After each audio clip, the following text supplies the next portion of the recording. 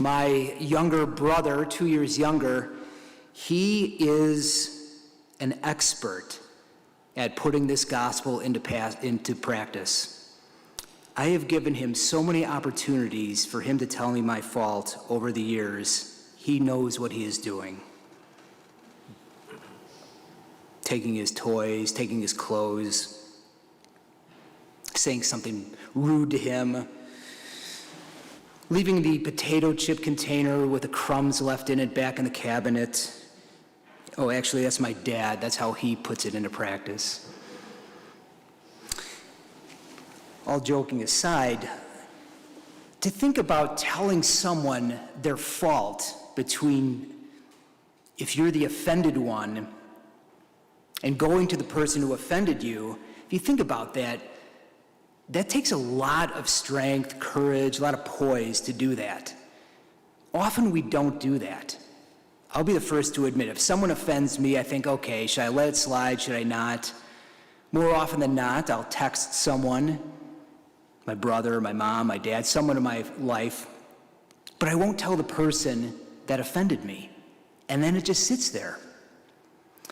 And Jesus says that this is part of our duty as Christians, is to tell our brother or sister their fault. If there's some objective reason why they have sinned against us, we're duty-bound to do this. Now, we only have this little snippet here of Scripture, but if you crack open the Bible, the very paragraph right before this, Jesus tells the story of the shepherd.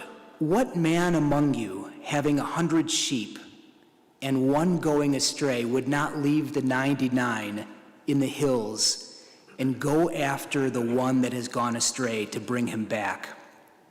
And then, right after that story, comes this: if your brother sins against you, go and tell him his fault between you and him alone. If he listens to you, you have won over your brother. So we can think about anytime we move into conflict, very few people like conflict. A lot of people are conflict avoidant. But there's a duty here. What's the reason? To win our brother or sister back over. And this is what sets us apart as Christians from just being part of regular humanity, is that people matter, our relationships matter when people sin against us. There's 3 things that I see that are important for our lives as Catholics and Christians from this gospel reading. The one, it's very humanizing.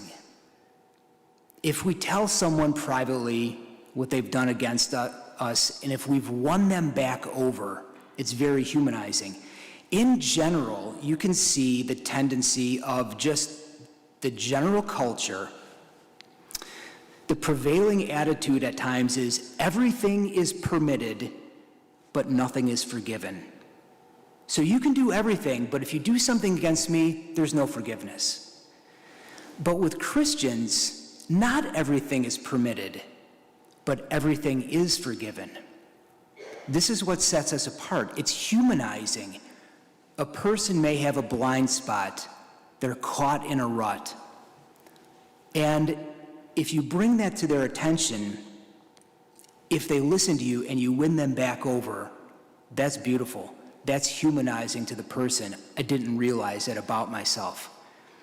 At a very pedestrian level, we learn this growing up, right? Our dad pulls us aside, maybe doesn't pull us aside, he corrects us in family, but then 6 hours later, we're sitting at the dinner table with him. We begin to learn, I can be corrected, but I'm still loved. Or my coach, you make a bad play, he chews you out on the sideline, but then at the end of the game, he gives you the attaboy. We learn we can be corrected and we're still loved. That's humanizing.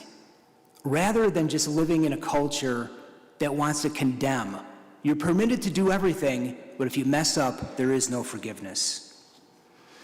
It's humanizing to talk about these things privately, one to another. But then Jesus gives us a strategy. If I can't win my brother over, bring another person along. But it preserves the dignity of the person. The second thing that it shows us is that the church, it's not just an institution, it's a set of relationships. Jesus wants people to be reconciled to one another where there is a unity here. And that's the second thing to see, that Jesus is not saying disregard someone, but put all effort into restoring these relationships. That's the mission of the church. The mission of the church is to present Christ alive to the world. That's our mission. And one way to do it is by showing how we treat one another, even when people sin against us. We're not excusing it, but we're making inroads to repair the relationship. And then finally, Jesus is in our midst. So beautiful. I mean, we're here gathered tonight for Mass, for the Eucharist, Jesus, of course, with us. But even when two of us are gathered together and we agree on anything, there's the harmony between people, the relationship. Jesus dwells there in that midst. How many people pray together in private? A couple people here, a couple people there. This gives us a lot of hope that the Lord is there, not just with us on Sundays, but all the time. And to enter into those relationships, we agree on things and then bring it to the Lord. Maybe there's a problem in your midst. You're looking for a solution. We agree that something needs to be done. Pray about it. And there's where faith comes in. The Lord is right there. And we use our own street language. It's one thing over the years I've realized. I've tried to clean my bib, so to speak, all the time, get my prayer just right before the Lord. When I realized, Jesus was a man of the people.